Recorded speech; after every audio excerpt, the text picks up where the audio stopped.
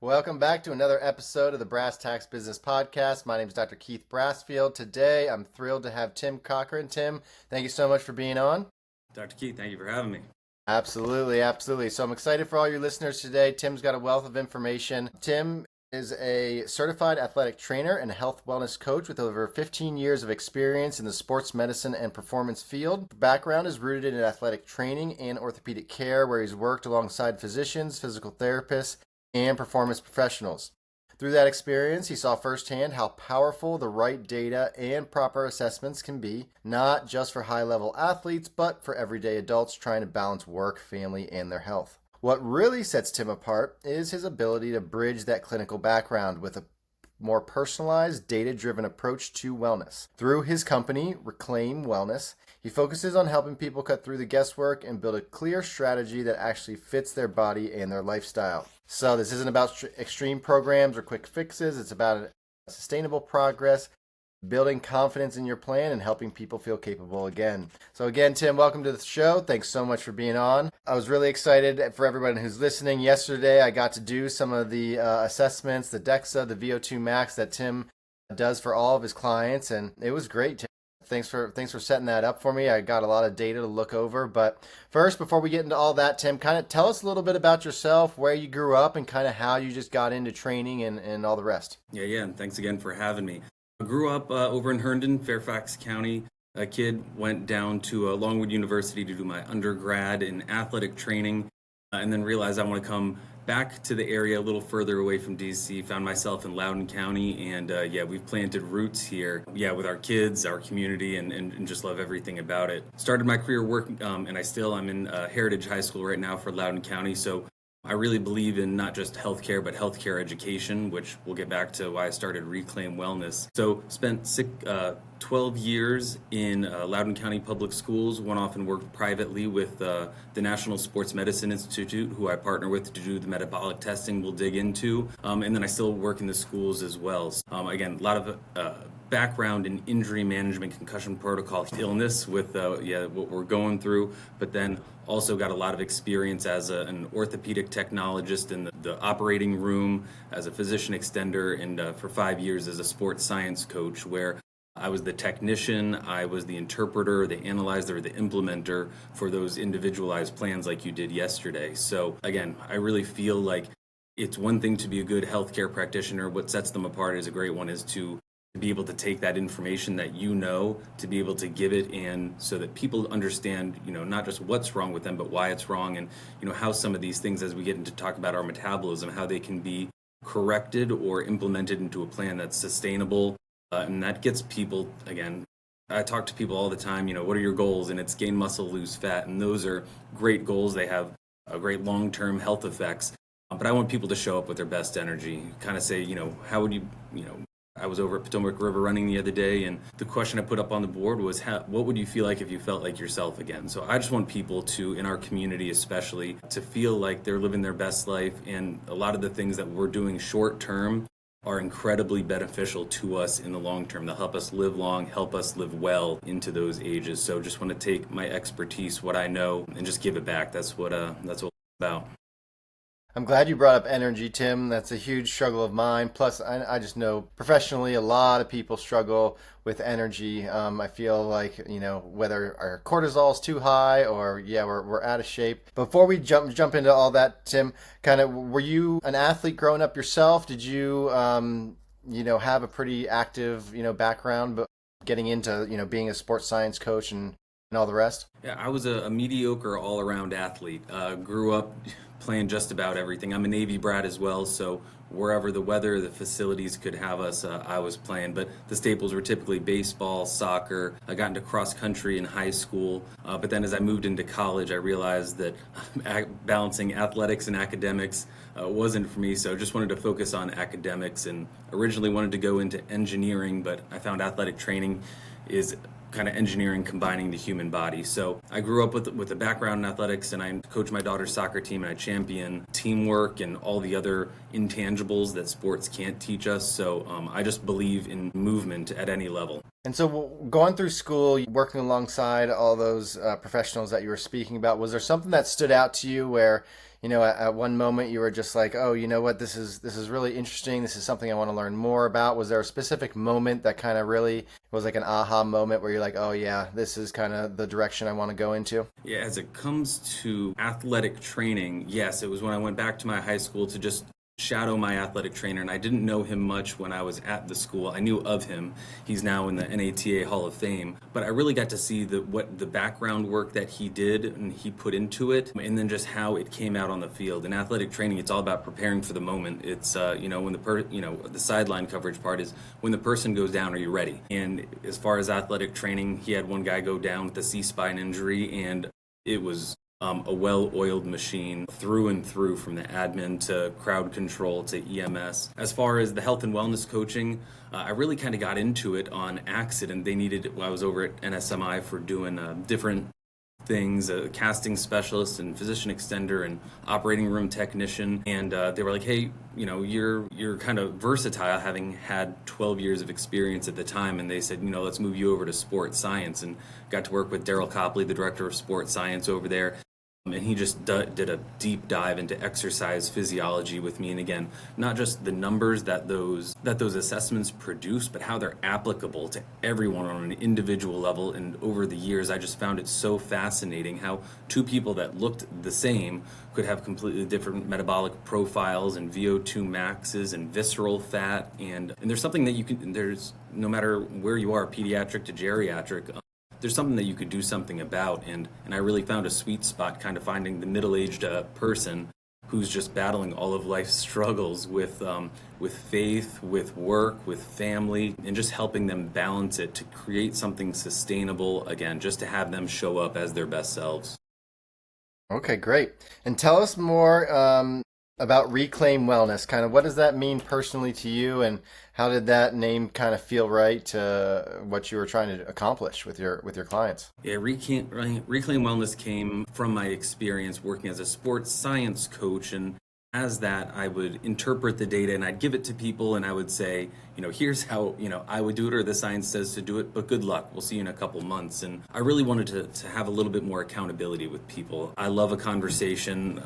I really appreciate you having me on this platform just to discuss with you, and I've had talks with you about this personally as well. I just found it incredibly fulfilling for me that I could utilize some of my experience and reclaim again. When I was first starting the journey of the business, I really wanted to get into the middle-aged person, where, if you can see on the shirt, we're all doing kind of well when we're younger and things are easy and we have a little life stress, and we fall off a little bit when we hit, work and all the distractions from our health. And then we're kind of the peak in the middle, where I am right now.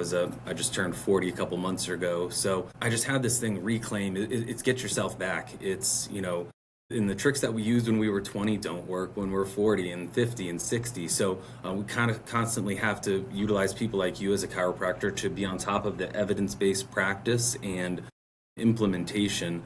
And for me too, it was a little bit of a reclaiming myself, in that, we all go through life struggles, and, I've been working at the high schools a long time, and I really got to think about, what's important to me in life. And I have my 4 pillars of my faith, my family and friends, my fitness, and my future. And I really thought the business would be a good way to kind of have a legacy for something that I could build, to hold on to leave to the community, the world. And so I just think that reclaiming ourselves is something that we constantly have to be doing to be our best self now, and then again, it's going to benefit us years to come. I like the 4 pillars: faith, family, friends, fitness, and future. Yes. That's a good one. I like that, Tim. So I guess there's kind of 5 F's, but I kind of was put together friends and family is kind of like a support thing for, we all need that.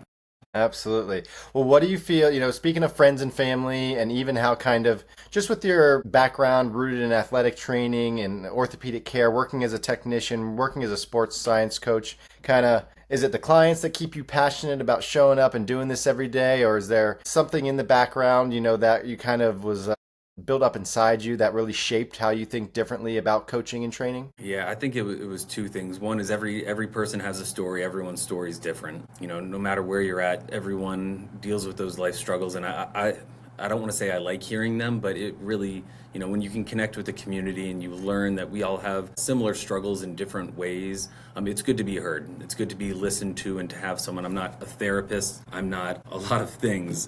Mental health expert, but everyone needs someone, and to have a financial coach, a business coach, a health and wellness coach, I think is something that's valuable for people. So the clients keep me going just because I like hearing everyone's story and like to hang on with them to help them improve if I can, and then utilize the other parts of the village like you if they're dealing with more physical things going on where you can help their posture and their strength and all those things. And then the other part that keeps me going is the professionals I surround myself with.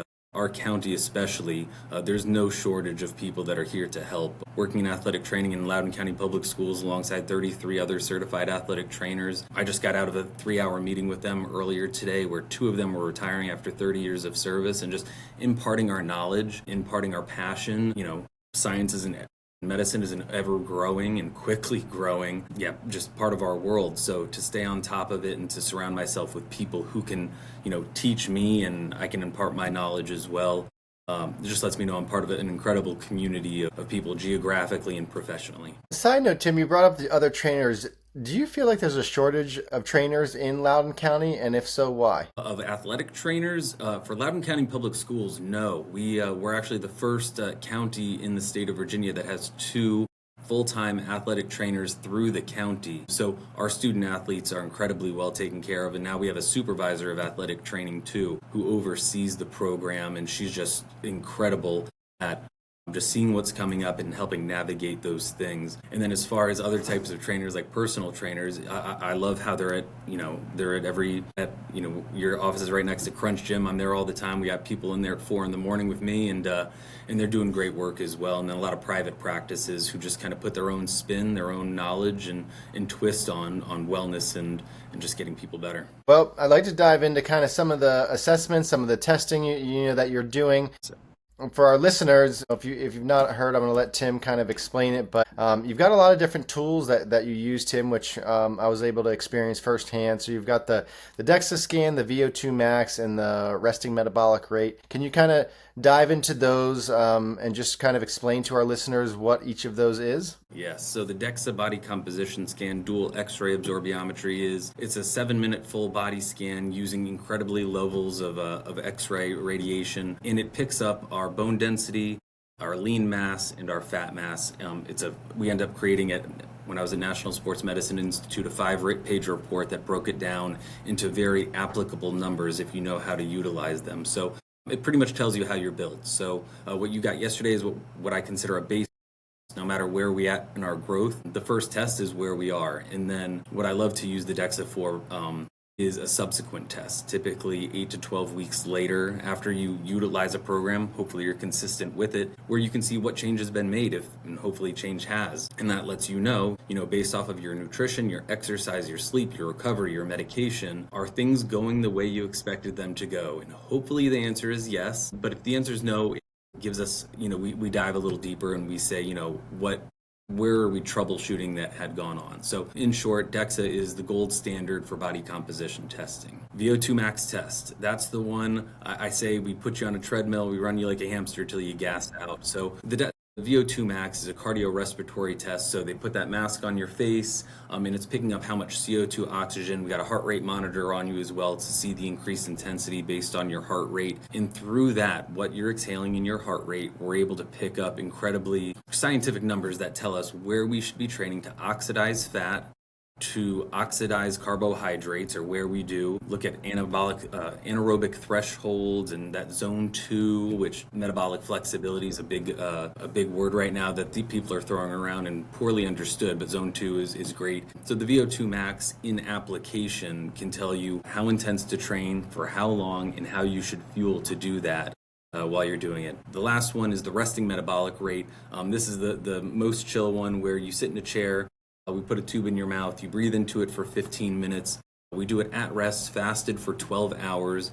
to pick up how many calories. So resting metabolic rate is how many calories, if you're having the most chill day, does your body need to maintain your body weight. What we do with that is we add all the exercise you do, the activities of daily living, and we get our total daily energy expenditure. And that's where we can either take a deficit if we're trying to lose weight or a surplus if we're trying to gain weight.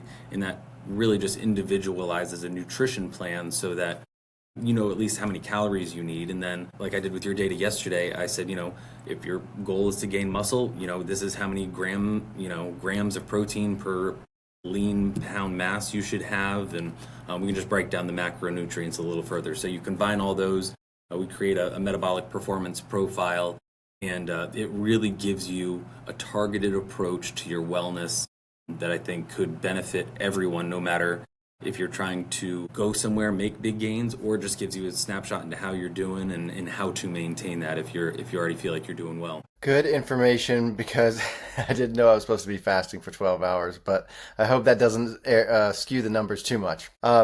With the metabolic flexibility, can you go into that a little bit more, Tim, kind of with the different zones and kind of what you see, through those assessment tools with that metabolic flexibility specifically? Yeah, metabolic flexibility is kind of a sexy term for you're burning equal parts, or you're oxidizing equal parts fats and carbohydrates. We really don't burn much protein while we're exercising, thermoneogenesis. But it's where you're burning both at the same time, and that's where you find your zone 2, where if you can be at that, which is typically about 75% of your max heart rate, 60 to 75, you can have, the creating new mitochondria, where we can be recycling bad ones. And if everyone remembers from their middle school science project, mitochondria is that battery for you. So it's just how do we produce mitochondria turns fats, carbs, and proteins into energy, ATP, PC, that we can utilize for our exercise. So that zone 2 that we can stay in for 45 minutes, hopefully a couple times a week. And even our ultra endurance athletes, our Tour de France winners, they're doing 80% of their training at that zone 2, only 20% at that high intensity training. But it is incredibly, I would say, even more beneficial for our everyday person. I realize Tim is and you can correct me if I'm wrong, but I felt like zone 2 is a lot lower than I thought. Did you feel like that's what most people,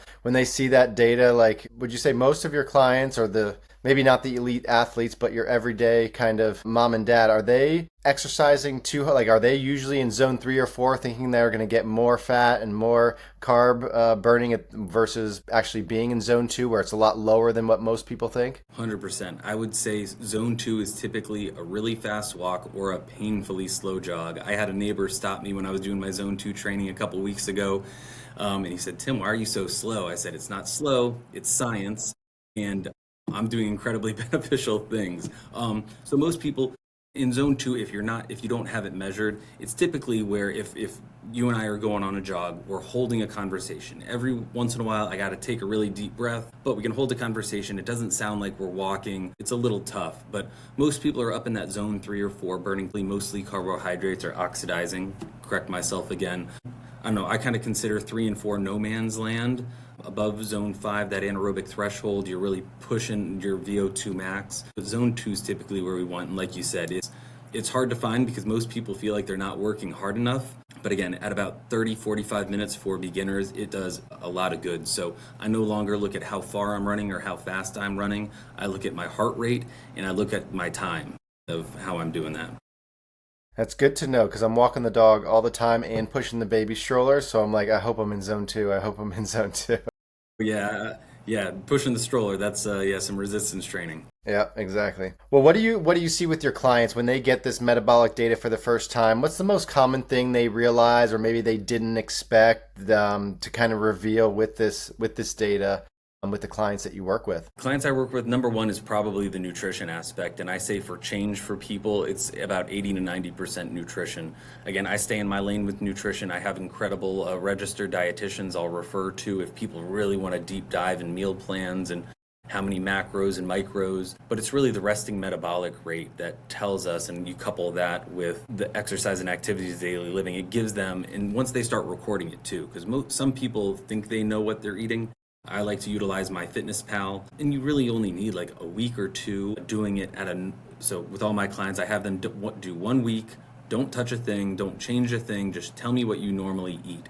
We analyze it, and typically some of them are either at maintenance or typically a little bit in a surplus, which if you're trying to lose weight, you can't be in a surplus. That's just math. So the nutrition piece helps. And then there's a really fun graph too with your VO2 max, that last page where it typically shows where you're utilizing oxidizing fat and carbohydrates and tells you exactly where you're supposed to be. So I would say that's the number 2, is that people don't understand how their body is fueling their exercise. And like you said, when you get up to zones 3 and 4 and it's really mostly carbohydrates, you got to make sure you're eating carbohydrates or else you're running on empty. Combining the two is really kind of an eye-opening moment for most people. And the resting metabolic rate that you mentioned, depending on someone's resting metabolic, how does that alter your coaching strategy for that individual client, once you get that data? So what I have to do with that too, I ask, what do you do at work? If we're working at a computer and we're sitting for 8 hours a day, that's important to know. If you are a construction worker or you're on your feet a lot, you're going to burn more calories. So the resting metabolic rate, and when you really dig deep into the data, the respiratory quotient, I won't get into that, but it lets you know how you function at rest. And then again, you can utilize the data to program your nutrition. So again, most people, and that's why it's important too to not use just generalized numbers. You can go online and type in resting metabolic rate calculator. When I do mine, it tells me that my resting metabolic rate is 1,600 calories. When I breathe into that tube for 15 minutes, it tells me I'm at 2,200 calories. So that's a 600 calorie difference that if I was using the online calculator, I would typically be under eating and losing weight. So again, that's a whole extra meal that I can have now that I can use for fuel. Okay. And then the different programs, you've got your 6 to 12 week programs, is that right, Tim? When you're kind of, how do you figure out which level of support's actually kind of right for that client? Is it based on their goals, or is it based on more of the data that you see? I would say it's based more on their current knowledge of their body, their past education on nutrition and exercise. The 3 weeks kind of a kickstart program where they're pretty confident in what they're doing. They just kind of need to be tuned up and just led in the right direction. So the 3 weeks is more for people who just need a push. And then it goes, there's 6, 9, and a 12-week program as well. The 12 weeks gets more into people who are a little bit less knowledgeable, educated. They're just starting this journey, and they want someone to help them be accountable to what they're doing. So I do weekly check-ins with people, and it's just, what was a big win? What didn't go so well? What do you got coming up next week that we got to look out for? Whether it's travel, whether we got summer and we got vacations and events. So the 12 weeks is a little bit more for people who want just to hang on with me a little bit longer and just learn more about themselves. Okay. And so that coaching, you said you do check-ins, you do kind of some wins. What are the things that you're tracking? What are you reporting back to the clients? What kind of recommendations are you giving them when they are coaching with you? So the big part of coaching is that I try not to tell people what to do. I try to help lead them to where they want to be. And Tim, as a chiropractor, I see a lot of, clients. Obviously, they've got musculoskeletal issues. They're overweight. They've got cortisol just pumping through their veins. Their stress, I'm sure their metabolic stress is really, really high. What do you see with your clients, that may have, do you see that they're related a lot? Do they overlap a lot? Do you see clients that are overweight tend to have more injuries, or do you see those two kind of correlate often, or is it something, that obviously when you're dealing with elite athletes versus kind of the everyday Joe, what kind of changes or differences do you see? Yeah, with my everyday Joe, in my client intake form as well, I talk about, alcohol, sleep, stress, work, all those things that kind of individually you can kind of compartmentalize them, but it helps create a bigger picture. And then again, the ones who have a more significant injury past or overweight, and we're putting stress on our joints and low back issues, knee issues, we have found the science will confirm a correlation between that and just body stress, general stress, like you said, cortisol, and it all again kind of leads up to a system that may be a little bit more overworked than others. Sure. And I feel like everyone's so tied to kind of the physical.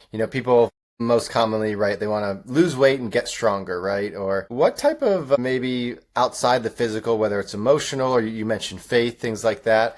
What are some of the other benefits you see with clients? Obviously, if they're doing well on your program, say they're losing weight, they're hitting their goals, they feel stronger. What are some of the more emotional side, or what are some of the other things that clients say to you that they've noticed improvements in? Yeah, I had a friend, a neighbor the other day. He has 3 young kids under 5 years old, and he said after working the plan, and I worked with him before I started the business as well, and he said, it really took me about 4 months. He said, but I feel like I'm showing up.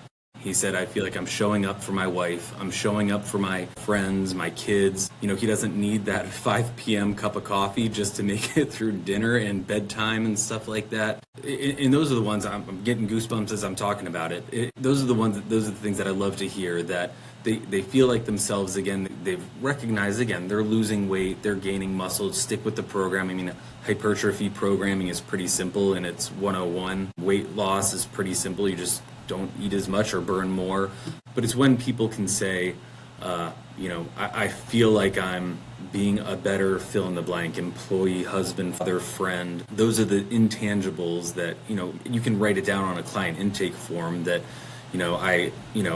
I was a stress at a 7, now I'm at a 3, and I can kind of block the other things out in life and help navigate and the noise. It's the ones where, again, they feel like they've kind of hit this higher level of self-knowledge, and then again, learning something through the program. So go back to what I said at the very beginning. It's one thing to know, to do the things you're supposed to do, but to know how to do them and then to ingrain that knowledge. They say in coaching, after 12 weeks of coaching, I should get people 70% of the way there, and then they're going to learn the other 30% as they go. They're just going to continue to know more about their body, and when they order something off the menu at a restaurant, they're going to say, I know I got a general ballpark of how much protein is in it, how much fat, how many carbohydrates, and that leads people to make better decisions in everyday life. If you read and if you listen to James Clear or Peter Thiel, Andrew Huberman, there was one story that someone said they lost a lot of weight, and the one question they would ask themselves was, what would a healthy person do? And they just lived their life saying, I'll have the salad instead of the burger, or I'll,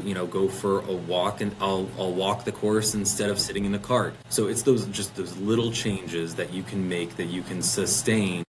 I come back to that word too. That just helps people just show up. I love it. I love the little things. You're absolutely right. People think they have to make these drastic, complete lifestyle changes when you're absolutely right. It's the little things. You just start with those little habits that you form can really make a big difference if you stay consistent. Tim, what do you feel like is the biggest misconception people have, whether it's about metabolic testing or the data that you gather, or maybe it's just you feel like people misunderstand about athletic training or just overall health and wellness? Yeah, and I'm that person. I'm 100% that person. I went through, like we said at the beginning, growing up playing sports, it was easy to stay in shape. In my 20s, I did as some 20-year-olds do, and I focused on work, and I was commuting an hour a day. I was working 15-hour days at the school in the biology department, then at night, and I just wasn't taking care of myself. So, and then when I hit my mid-30s and I started diving into the data, the evidence, I think that one big thing is people, and it is initially, it's really hard. It's really hard to make changes when you've been so stuck at a mindset, at a body composition, this way, this is how I am. I go to community church down the road, and the pastor leaves you every time with what always has been doesn't have to always be. So it's taking whatever your why is, whatever your motivation. Motivation's good, it's sexy. Sometimes, you talk to Tom Brady and stuff, it's like, you don't have to be motivated, you just have to do the work. Like the bad days I don't want to go to the gym, I'm in the gym. And sometimes I push harder, and that's why I don't have a heart rate variability machine, because I don't want to be able to told that I shouldn't be doing things. But I think that the misconception is this is just how I am, this is how I'm built, these are my genetics, and we all have, certainly, I'm not trying to say everyone doesn't, because everyone does, but it's that we can make a conscious, concerted effort to show up every day, to be the person that you want to be, again, physically, mentally, spiritually, financially, and just make better decisions. You mentioned mindset. What do you feel like is the hardest with your client? Is it changing their mindset or changing their physical appearance? Mindset, 100%. The physical appearance will come with it. If you can, again, if you have the program that works for you, and I've created my own programs that have done, and again, I do that 12-week check. I did a 12-week strength training program. My numbers all went up. I did not gain 1 pound of muscle in 12 to 16 weeks. And then I learned something about myself. But initially I was incredibly discouraged. I was like, man, like I just wasted so much time. But then I realized, now I have a maintenance program. I have a strength training program, not a hypertrophy program. But I had the mindset of, all right, now I'm going to continue to do the work. I'm going to reprogram and to stay motivated to say, hey, I'm going to tweak these things. So, and again, the mindset piece is something that you need a lot of things for. It helps to have support, I had a lot of clients come in and say, I'm on this journey, and I say, who's on it with you? And they say, no one. They say, it's just me. And for some of people, it was really tough to be by themselves. For some people said, I'm doing it by myself, or others said, my wife's doing it too, or I got a friend. So to have someone along with your journey, and as a high rocks, I wouldn't consider myself a high rocks athlete. I'm coming up on my third, but I love a shared experience. I've done doubles, I've done a solo.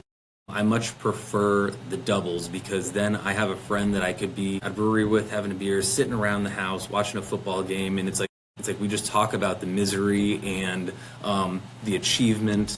So to have someone that can be along there with you is great for me, and I think that everyone needs that. And then the other support, the therapists, the mental health experts, the nutritionists, the chiropractor, everyone, it certainly takes a village. I tell my team all the time, I said the biggest decision you'll ever make in your life is who you're going to spend the rest of your life with. Because that person, their mindset and your mindset are often one. I couldn't agree more about the mindset. What do you feel like, if someone does, whether it's a 6-week program with you, Tim, or a 12-week program, after that program ends, what does success look like? Or what's one piece of wisdom you'd want everybody who's listening to today to kind of walk away with? Yeah, again, whether it's the 3-week or the 12th week, it's learn something about yourself. And again, the data is intimidating. I try to make it incredibly easy and applicable, but I hope they walk away with something where they say, you said, what's the one thing that people look at initially? I said it's resting metabolic rate, but they look at it and they go, they're like, this is how I am built. This isn't a generic program. This isn't, stuff that they've seen on social media. This is me, and I can take this and we'll say, do better. I can show up better for myself, and they just walk away with knowledge that they didn't have and a mindset, like you said, to continue to live it no matter the circumstances that are coming up, the life struggles that we all have. Well, everyone that's listening, I haven't done Tim's program yet, but I have gone and got the assessments done. So if you're in your 40s, if you're looking to get back into shape, whether that's getting stronger or losing a couple extra pounds of weight or just feeling better, I highly recommend reaching out to Tim. Tim, if people want to get in touch with you, if they want these assessments done to test their VO2 max, get their resting metabolic rate, or get a DEXA scan, what's the best way to reach out to you and get in touch with you? Yeah, my website, www.reclaimwellnessva.com, or you can find my Gmail, tim.reclaimwellness@gmail.com. I'm incredibly responsive. We all got our phones on us all the time. And again, anytime I see one pop up or see someone hit the website, I try to reach out. I'm incredibly responsive because, I want that relationship with people. Absolutely. And guys, I've got a busy life. I know everybody's busy out there, and you think, I don't have time to do it. But I can tell you, Tim is extremely flexible. He's extremely disciplined. It took me probably, I don't know how long. It took me 4 weeks just to get my assessment done. So reach out to him. Get it done. The data, I've briefly read it over. Tim, we haven't even had time to kind of dig into the details yet, but already it's interesting to look at, guys. So I highly recommend Tim with Reclaim Wellness. Reach out to him. And Tim, thanks so much for coming on the show. We appreciate it. Dr. Keith, appreciate you. Awesome. All right, everybody. We'll see you next time.